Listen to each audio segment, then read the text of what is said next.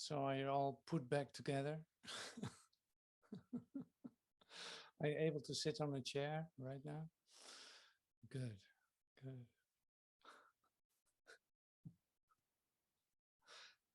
Well, welcome to the return of the Heretic class. I'm really happy that you're here, and I'll turn on my volume a little bit. I'm really happy that you're here, and today there's the 6th chapter of this book. It's basically a talk of Master Teacher of A Course in Miracles, and the 6th title is The Miracle is Your Awakening. And that's a wonderful way to say to start this lesson or this class, this whatever you want to call this gathering, this meeting of minds, and this opportunity to join as one in this class, to come into the timelessness of yourself and see that all the things that you were so concerned about actually do not matter that much. They actually lose their total meaning. And so it is always interesting how this class comes together in terms of my preparation to it. You just never know. So this time I really got a clear instruction to read you something from A Course in Miracles, and these are the review of the first 7 lessons. And the basic part of the foundation of the message in the 6th chapter that we're going to use today is based on these first 7 lessons for some part of it. That's why it seems like a good idea to read them. So I'm just going to do that. So there's a little booklet. It's the I Am Sustained by the Love of God. It's a little book. I will put it online too, so that you can download it to read it. It's a very easy review of the first 50 lessons, and you can read through it in 20 minutes or so. So it's called a 20-minute book. And so the review of the first 7 lessons. Basically, the instruction is to read this book just in one thing, like you read it in the 20 minutes, totally all the 50 lessons. And that's a really nice way to come into letting go of ideas and coming into a whole different rhythm altogether. Very great healing tool, I would say. Here we go. Nothing I see means anything. The reason this is so is that I see nothing, and nothing has no meaning. It is necessary that I recognize this, that I may learn to see. What I think I see now is taking the place of vision. I must let it go by realizing it has no meaning, so that vision may take its place. I have given what I see all the meaning it has for me. I have judged everything I look upon, and it is this and only this I see. This is not vision. It's merely an illusion of reality, because my judgments have been made quite apart from reality. I'm willing to recognize the lack of validity in my judgments because I want to see.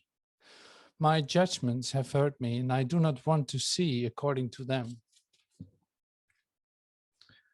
I do not understand anything I see.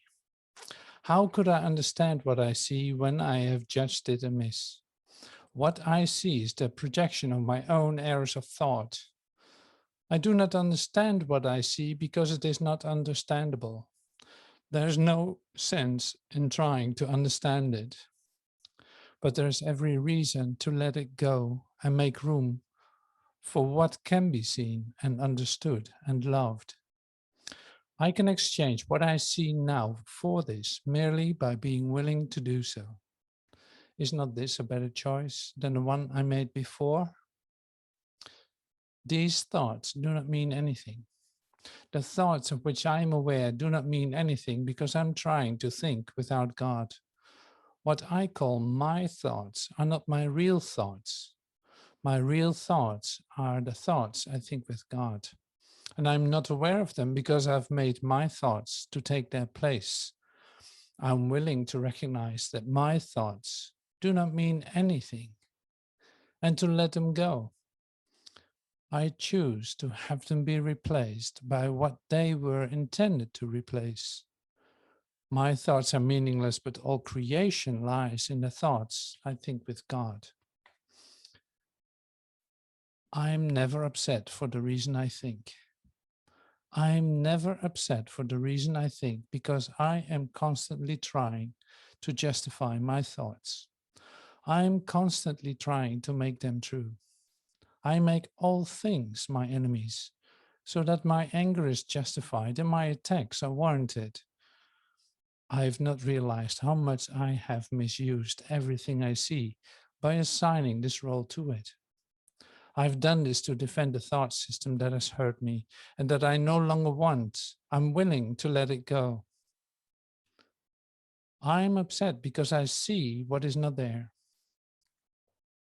Reality is never frightening.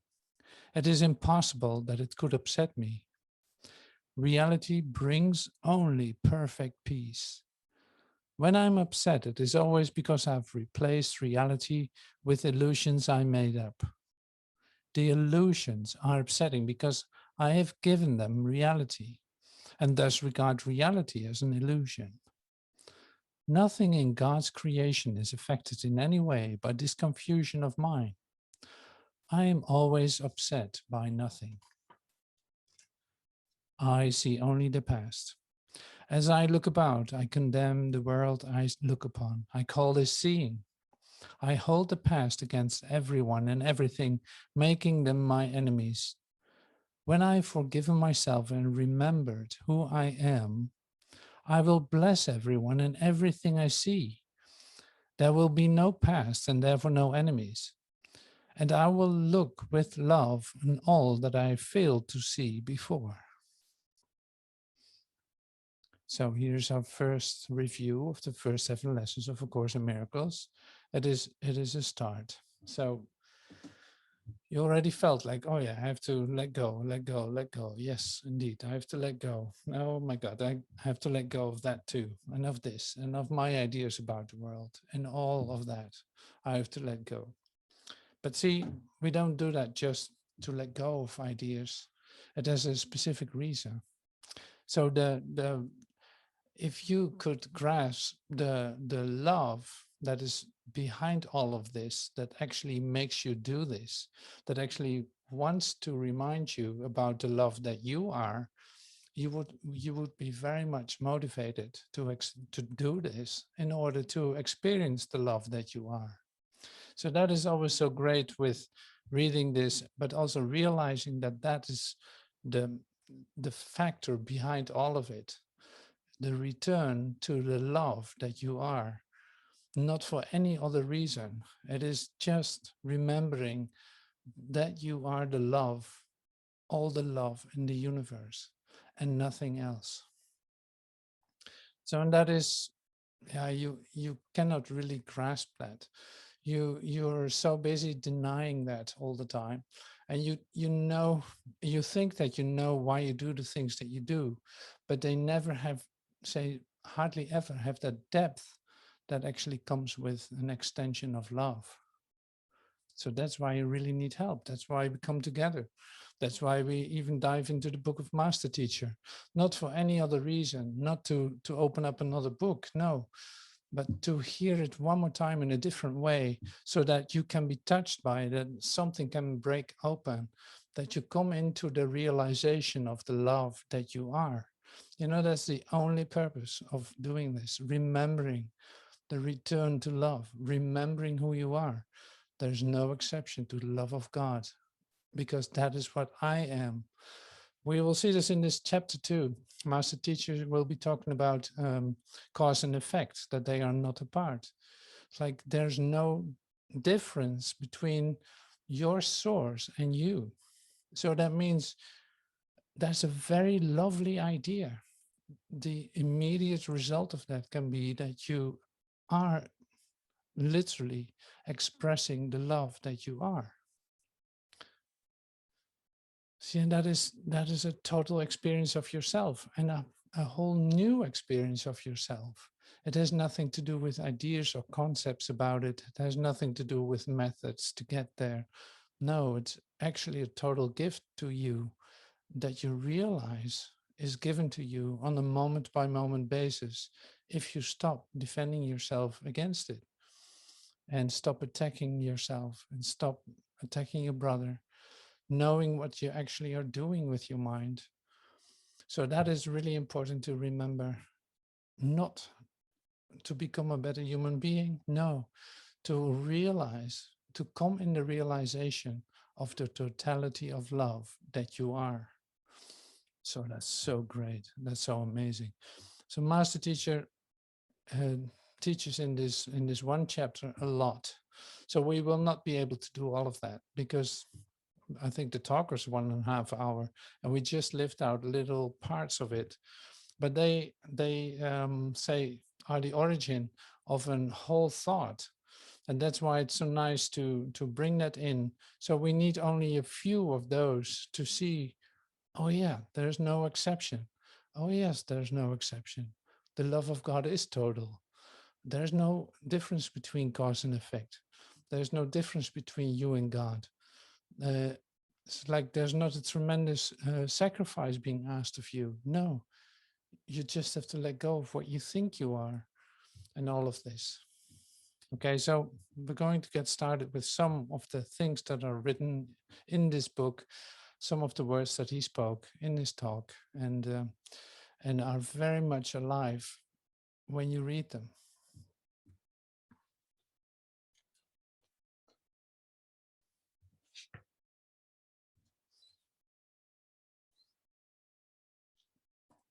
See, one thing is that it is a continuous confirmation of the non-separation.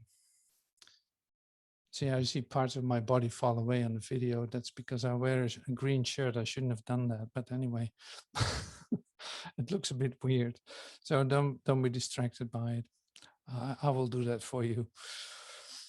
You think with the mind of God. This is where it starts with. You think with the mind of God. Therefore, you share your thoughts with him as he shares his with you.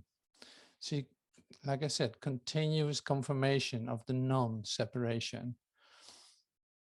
They are the same thoughts because they are thoughts by the same mind. To share is to make alike or to make one. Nor do the thoughts you think with the mind of God leave your mind, because thoughts do not leave their source. Therefore, your thoughts are in the mind of God as you are. They are in your mind as well, where he is. As you are part of his mind, so are your thoughts part of his mind. As you are part of his mind, so are your thoughts part of his mind. That's great. The whole basis, it's on page 97. The whole basis of A Course in Miracles is to teach non-judgment. Inevitably, if you have constructed yourself in the past, inevitably, you are in a state of judgment of your relationship with your own thoughts. As Jesus would teach in the Course, you literally sort out thoughts in your own mind and project them out from you in order to ascertain the validity based on your own misperception of yourself. So what does he actually say right here? Because it's not so easily readable, understandable. So it's the Course in Miracles is based on the idea of non-judgment. So you have constructed yourself in a past that's already over. And this past, in order for you to establish yourself continuously, you will have to make some kind of a delay. And that means a projection. You project your ideas that you don't like about yourself onto your brother, and they come back to you. They literally come back to you on what appears to be later. So that's why you can stay in time. That's why you actually confirm that there is such thing as time. You say, show that to yourself. It has no reality, but you live in that, you, because you confirm that all the time. This guy did do that to me some years ago. Look at the scar on my body that came from this one who attacked me so many years ago, or on and on and on. Like, you use this all the time, as long as you're doing it and not aware of that. You don't have to do that. So the lovely message behind all of this then is that you don't have to do that. You don't have to confirm your own past, because basically all the thoughts that you have are based on the past. Oh, that just happened. This just happened. We just started that. You know, it's like it's all based on the past, because that's literally the only thing that you see with your eyes. That's what we just read in the 20-minute book.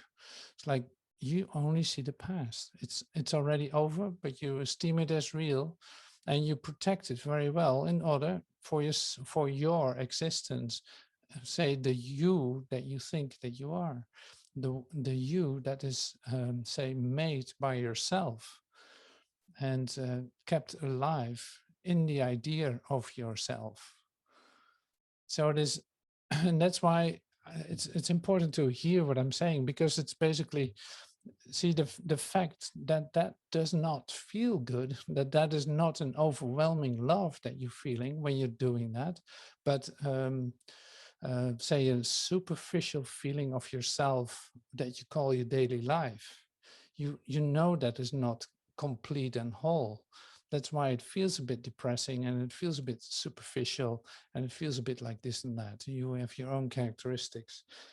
But so that's good to realize that, because the next step then is, imagine that you let go of that and come into the fullness of living, like the fullness of yourself, that you actually become in the moment, not by your doing, but by just receiving that and being yourself, so to speak, receiving the full experience of extension of love, in which you recognize yourself completely.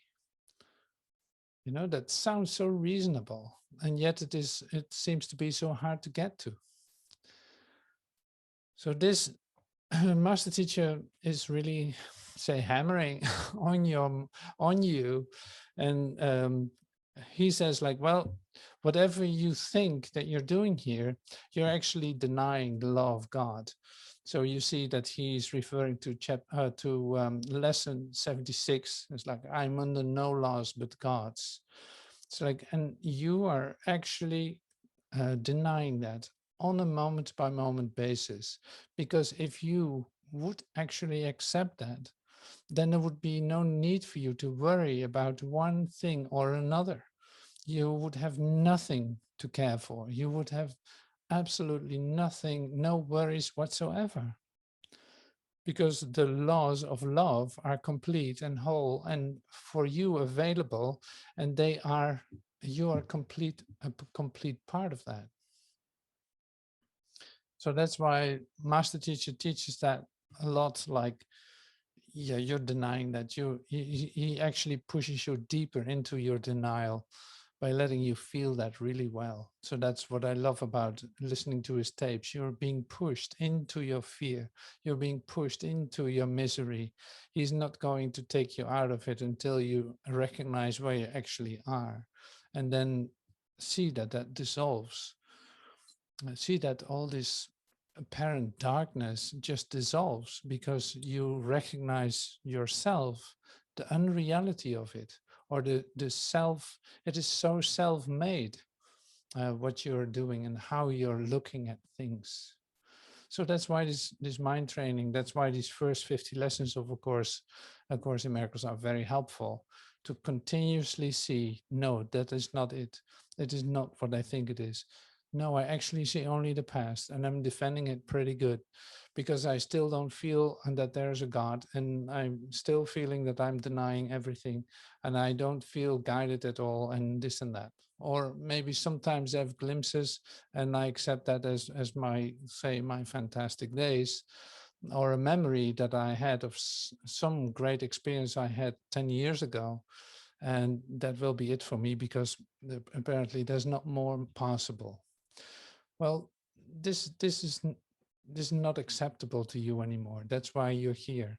This is not acceptable to you. You want to be in the remembrance as much as you can on a daily basis, seeing that there's always a possibility to give this away. See that there's always a possibility to accept this, despite the situation you find yourself in. No, this is not an exception to that. And we're going to experience something completely new that did not exist a moment ago, because I thought it was not possible, or I thought I had a reason to be afraid and to protect myself against the danger that is lurking at me. So these are all responses. You recognize them very well. They come back to you on a daily basis, and you use them. If you're not aware that you have a choice, you step into them and say, use them as a thought that is acceptable to you. So now in this transformation, in this, what we're using, we're in a process where we actually see that there's change possible, that you can literally step out of your own patterns of thought and come into a new idea about yourself by just opening up that possibility. So that's really great. And we're going to continue with this chapter. Oh yeah, this is also great. You are not the sum of the ideas about yourself, because the ideas about yourself are not true. Remember that you make history to conform to your own limitations. The history of man is not objective. It is the subjective, because history of only man's ideas about himself and is rewritten constantly. To give a sense of objective validity to history doesn't really make any sense. All you are doing is verifying your own limited state of consciousness through the perception of an apparent memory or an apparent past. See, this is exactly what I'm saying. It's like you believe your ideas about yourself, you carry them with you until you don't, until you give up, until you see what you're actually doing. So, and then Master Teacher asked the question, is this a process? Yes, it is, absolutely. So you will have to go through the steps that are coming to you on a moment by moment basis. Like there's such a perfect plan for your awakening, and that is working that is working continuously. So the undoing of what never was, the undoing of the ideas that you hold about yourself is taking place in you, and that's being done in it's like in a great plan that's made for you to come out of this, to come out of your own restrictions.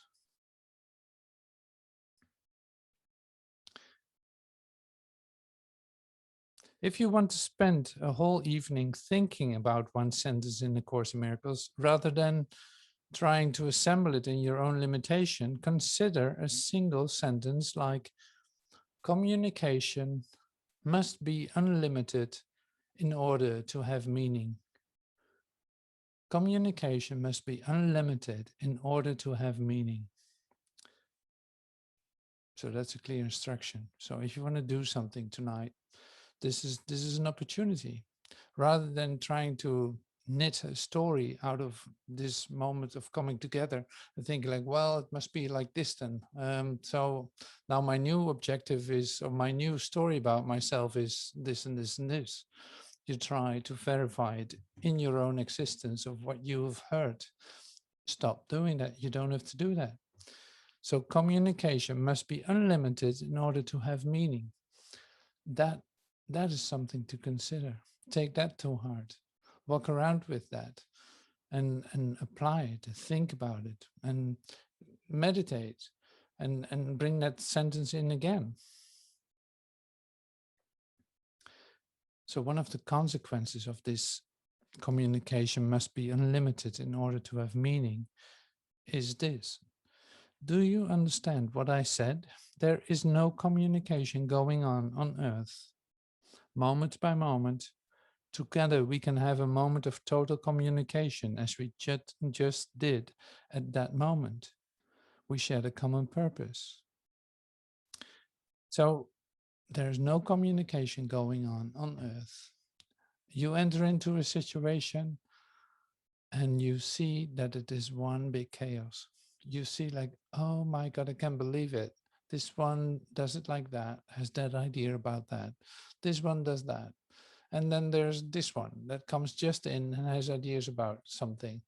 Like go to your office or go to a store and you will see that reflected. You see that there's no communication going on.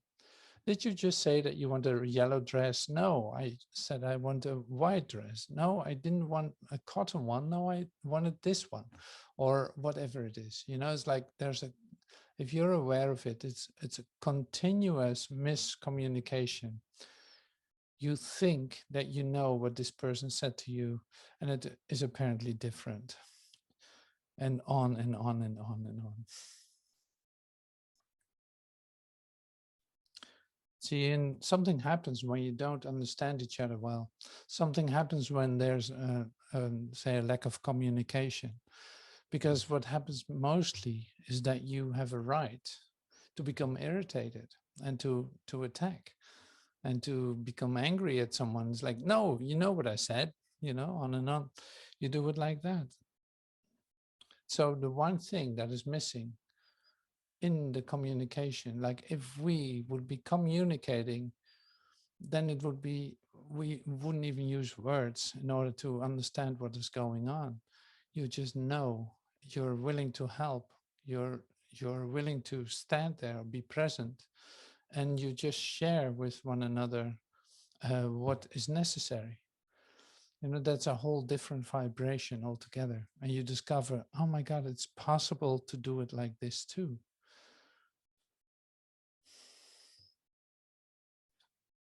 Limited communication is always denial of love, because love may best be defined as unlimited communication.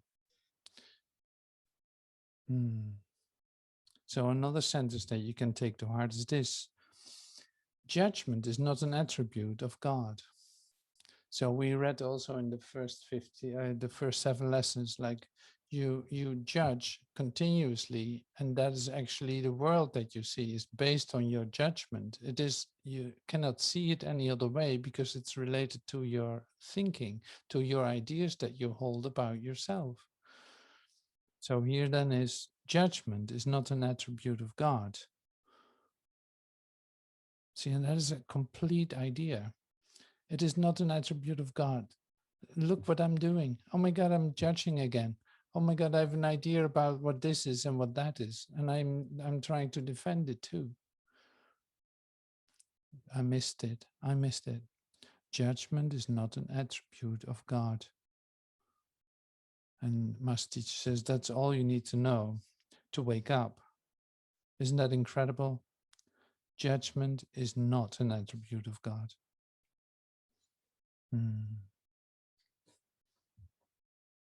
So these are some real good contemplations that you can take with you.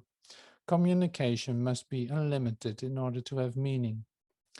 Limited communication is always denial of love. Judgment is not an attribute of God. Well, here's another nice one. There are no idle thoughts. All thinking produces form at some level. That's another one. So that's a nice one to think about too. There are no idle thoughts. All thinking produces form at some level. And take that to heart and see that to work in your daily life. Okay, we skip through to 101, page 101.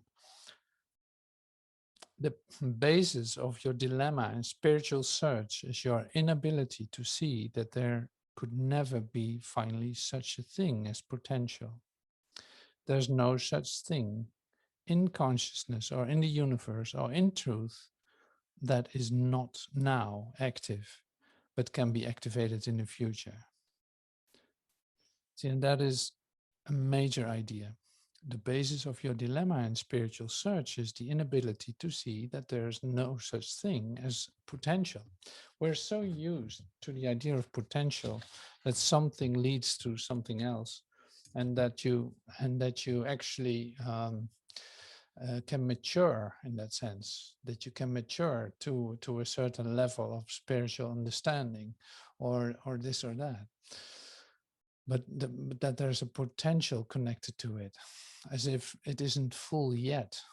See, and this is something Master Teacher brings in to let you see that there's no such thing as potential. Like it is either complete and whole now, or it's never going to be.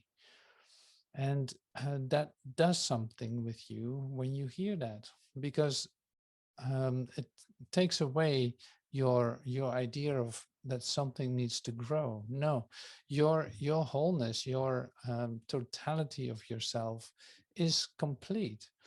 Like that's why I always say, like, you don't have to behave perfect, because your perfection is taken care of. It is not about your efforts to do this. It is not about this, and it is not about that in your spiritual process.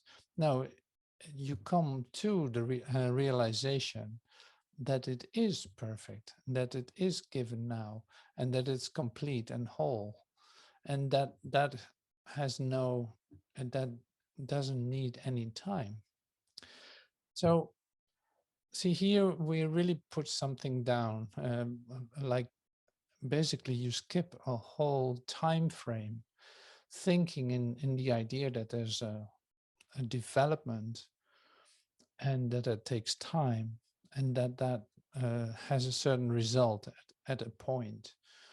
So to collapse all this time to one instant, which is now, is what Jesus and Master Teacher bring in all the time.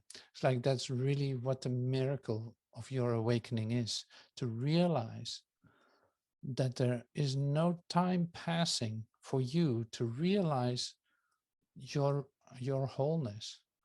That's given right now. It doesn't need to be, it doesn't take time. It doesn't grow or something like that. No, it is there, and you're in that. You can see that, or you don't see that at all, and it doesn't seem to exist whatsoever. You know, and that is like there's no in between those two, and you know this. It is the same as what I said in the beginning. Like in your daily thinking, daily life thinking, you see the superficiality of what you are thinking, and that it actually you recognize it as not complete, not whole, not like a total experience of love. No, it's always a reduction, it's a limitation, it's a disaster, it's something that will occur one day. It is like it's always time related, or it happened in the past, or it's still dragging with you, behind you. And so this is then the total opposite of the completion of your wholeness, in which you actually see through your spiritual eye the wholeness of everything and the interrelationship with everything. You know, it's like that cannot be taught. In a sense, it is a revelation to you. And so the collapse that takes place, the collapse of time that takes place, is you coming into this realization by having the possibility to come into that, by knowing that there's a possibility to come into that, and that there's not much asked for that for you, just to let go of the ideas that you hold about yourself, not to defend yourself, to come into say, relaxation, a release, an acceptance, and see that that is present here now in its completion. So that is quite a chunk, of course, what Master Chisholm brings in here. So thank you so much for letting me share this with you. Because see, the great thing is that this has everything to do with the love that you are. It has not something to do with just another idea in your whole package full of great idea. No, this is coming from the source, from your source directly. And it's giving you everything in this moment.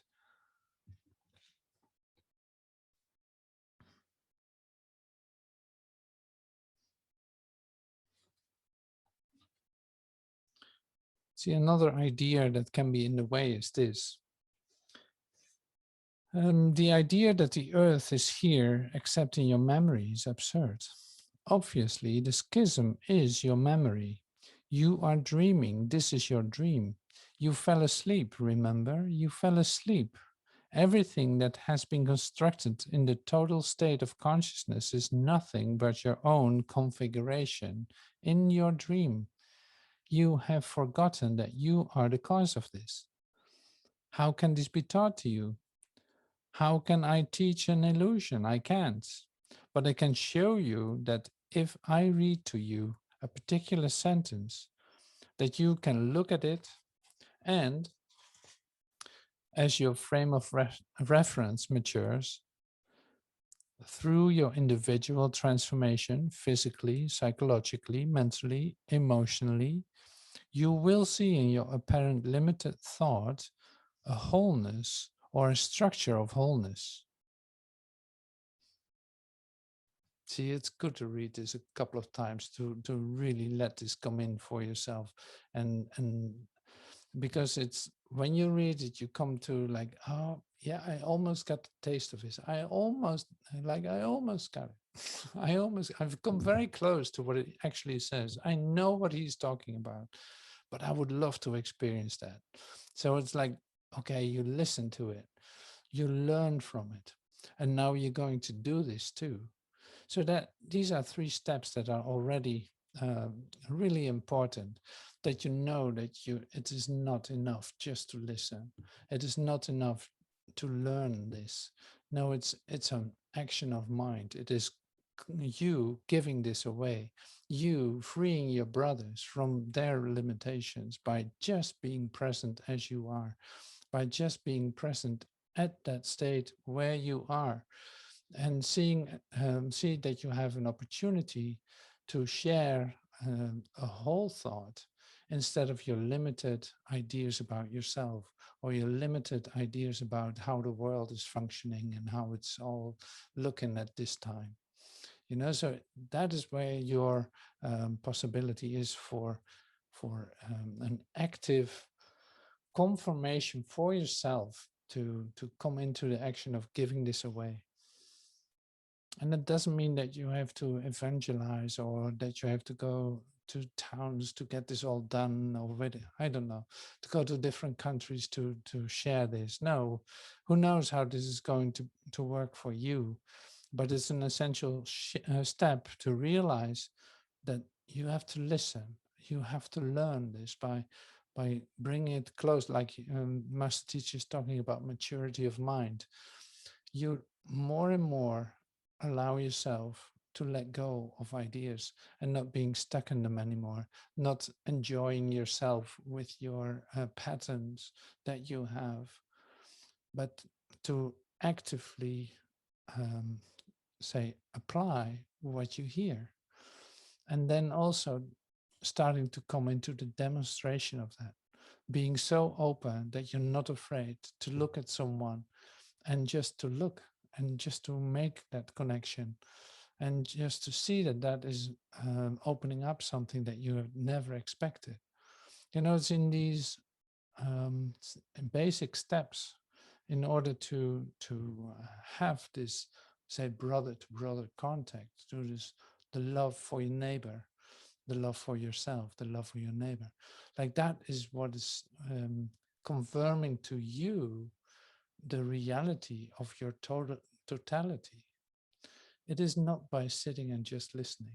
No, it needs your hands, your feet, and your mouth, and your eyes, and your smile, and your hand, and you're reaching out, and you're being present, and you're, who knows what is being asked of you. You really don't know.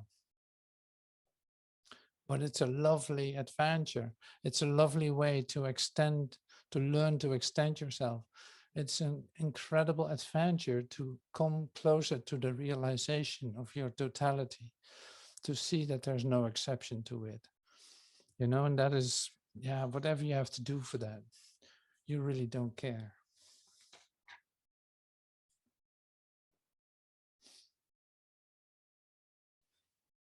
Okay, so shortening time. On page 104, a master teacher says there's absolutely, in reality, no distance between cause and effect. That is why the Father is the Son. You can't have a thought that has not occurred. You may attempt to evacuate it later on, but the whole basis of what I teach is to shorten your conceptual distance between what you think you do and the result of that are forthcoming. I am shortening time, brother. You think there's a time between now and when you die? There's not. There's no time between now and when you die. You have conceived of death, you can only die now. If you do that, you will see that you are eternal. If you put it off, you will construct a future based on your false past. It is inevitable. Can I shorten time for you? As Brother Jesus would say, we can shorten time immeasurably, which is the same as saying you can come into your now, and only now, and transcend to eternity.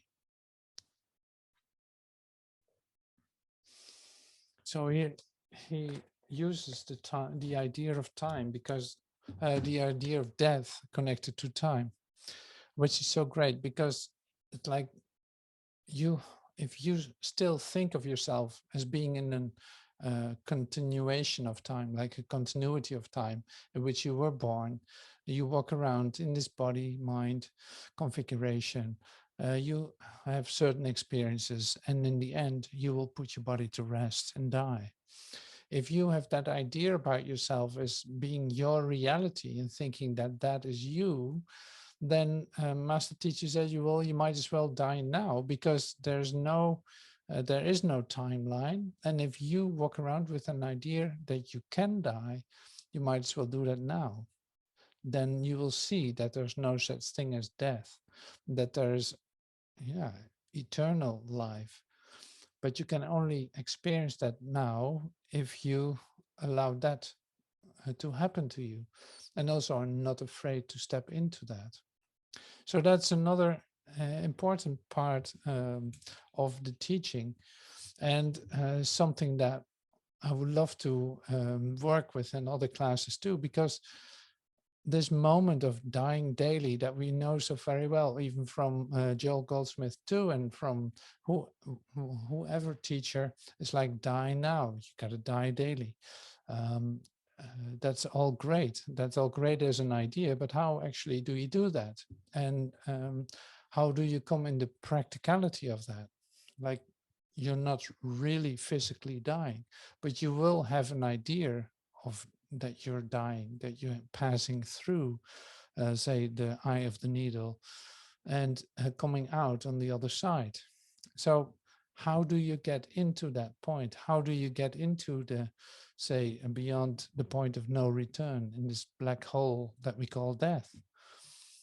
So these are all actual happenings that are possible for you to go through, to come into a different experience of yourself, to come into the totality of your being as a vivid, as a really alive experience of yourself.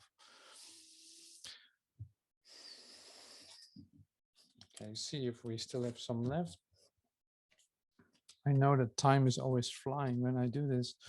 Um, oh, this is a nice one too.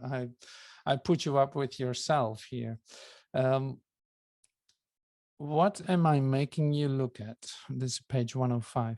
What am I making you look at? You can't escape from yourself. I'm causing you in your own consciousness to go into a state of acceptance of yourself. You could never come to God by denial of yourself or your brother, who is you, period. Denial is always hate. Acceptance and forgiveness is always love. The incredible discovery you can only give to yourself is the biggest step that you could ever take in so-called conception. You can't escape from yourself. Like there's no way to get away from yourself. And you know this very well. And it's not so nice to hear this, is it? It would be nice to escape from yourself if that would be a possibility. But I know that you have tried and you did not succeed. So you can only come, say, through yourself by forgiving and by accepting. So this is what we practice in many of the meditations that we did in terms of, okay, just sit down, just let everything happen that happens. Don't even think that it needs to be any other way. No, just accept it the way it is. Forgive yourself that what you experience, it is okay. It doesn't need to be any different. So we've practiced this a lot. And see, that is essential, and that is where something will start to happen, because coming to the bottom of your heart, literally, and not having any resistance and not having to defend yourself, you actually see that you come in touch with your own new freedom. And that is the last thing you expected to happen by doing this. So it's like suddenly it is there that you experience that in that stillness and in a moment of quiet, in a moment of acceptance, or just suddenly by letting go, decide that you don't want to defend yourself, by deciding that you don't want to perpetuate something into the future, but basically accept it. It's like, okay, I might as well just die now, and see that that is actually the best thing you can do, to accept yourself exactly as where you find yourself, and not having any say requirements to yourself, not having any say really coming into expecting nothing, no form, no way that it should come to you. No, just accepting it, what you feel, where you find yourself, and seeing that at the bottom of that is your salvation, is your release, is your freedom, is your light, is your love. So this is just some of the chapter. You know, there's so much in there. So hey, there's plenty of opportunity to listen to it or to read it again. And so I'm really grateful that you're here listening to this, being part of this, because it is so good to be reminded of this. And this is the only way for you to come into a different idea about yourself. Because like I said, you cannot come out of this by denying yourself, by escaping some way from yourself. No, so you will have to go right through it. And that's exactly what we're doing in coming together. So thank you so much for being part of this, and I hope to see you soon. Thank you, thank you, thank you, thank you so much. Thank you so much. Thank you. Thank you. Thank you all.